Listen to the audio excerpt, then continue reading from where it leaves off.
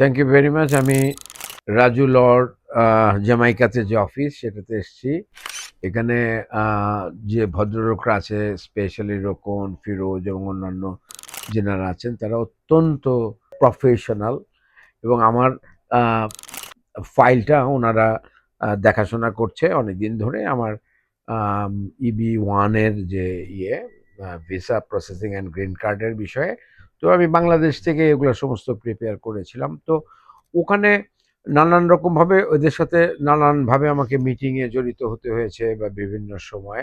আর যে জিনিসটা হয়েছে যে রাজুর সাথে আমার খুব একটা যোগাযোগ হয় নাই। একবার বা দুবার টেলিফোনে কথা হয়েছিল। একটা মিটিংয়ে ও ১০-১৫ মিনিটের জন্য ছিল।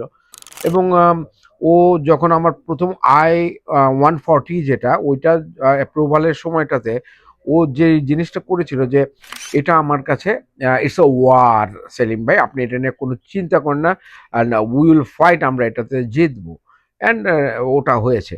প্রত্যেকে অনেক হার্ড ওয়ার্কিং এবং অতিথি পরায়ণ। আর তারা জোর করে আমাকে আজকে লাঞ্চ করিয়ে দিল। আমার ভাই বোন এদেরকে নিয়ে এসেছি আমি সাথে করে।